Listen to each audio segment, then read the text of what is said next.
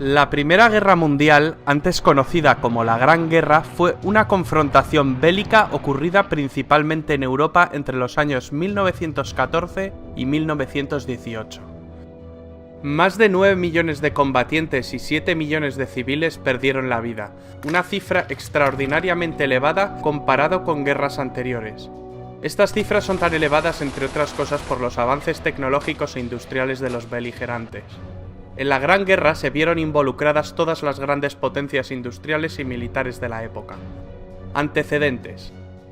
De la noche a la mañana, Alemania, que había llegado tarde al reparto colonial, se incorpora al club de las grandes naciones. Su gran ejército había infligido una humillante derrota a la Francia de Napoleón III, y el rey de Prusia, Guillermo I, se había proclamado emperador, Kaiser, de todos los alemanes. Francia pierde las regiones de Alsacia y Lorena. Francia e Inglaterra aparcaron sus diferencias en cuanto el gigante alemán empezó a hacerles sombra, formando la Entente Cordial, Entendimiento Cordial, en 1904, que tras la anexión de Rusia pasó a llamarse la Triple Entente. ¿Qué bandos se enfrentaron? Se enfrentaron dos bandos. Por un lado, la Triple Entente que acabamos de mencionar.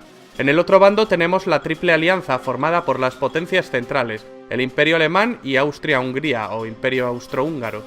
La Triple Alianza era una coalición inicialmente integrada por el Imperio Alemán y el Imperio Austrohúngaro por iniciativa del canciller Otto von Bismarck. Estos países acordaron apoyarse en caso de ser atacados por Francia o por Rusia. Ambas alianzas sufrieron incorporaciones. El Imperio Otomano y el Reino de Bulgaria se unieron a las potencias centrales. Italia se cambia de bando y se une al bando a la postre ganador, el de la Triple Entente. También se les unen el Imperio de Japón y Estados Unidos. ¿Cuál fue el detonante? El imperialismo y el colonialismo que venían desarrollando desde hacía décadas las potencias involucradas fue la principal causa subyacente.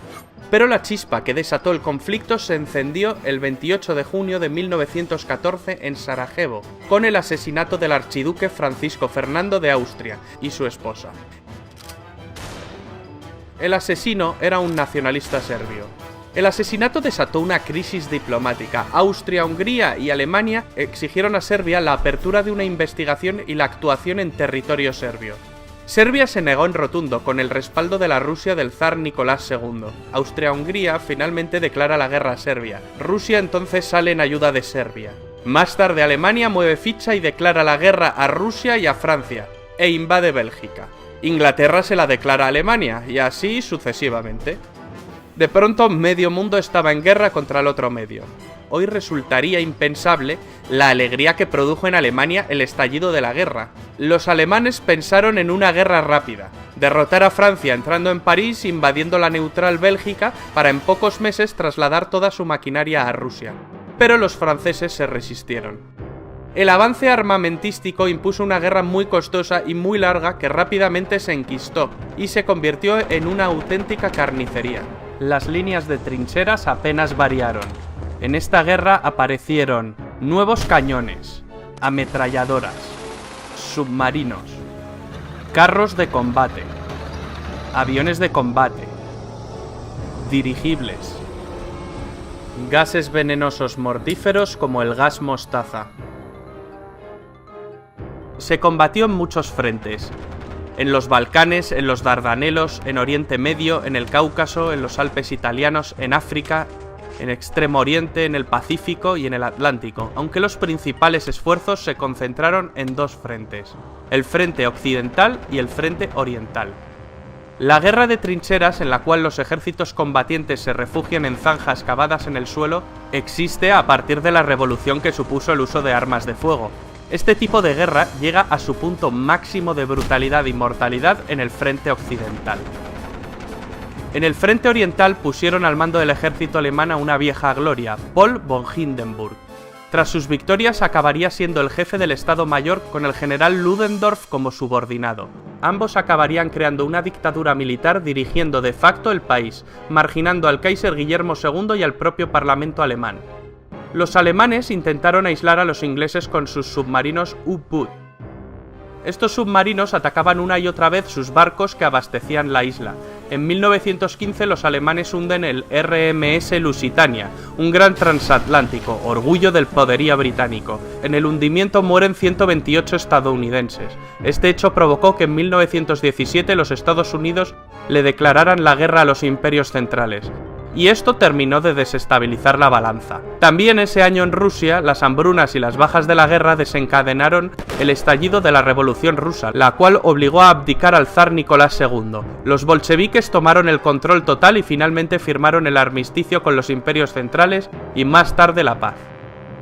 Los alemanes aprovecharon esta victoria para enviar casi todo su ejército oriental al frente occidental e intentar obtener una victoria rápida antes de la llegada masiva de los estadounidenses. Era su baza definitiva.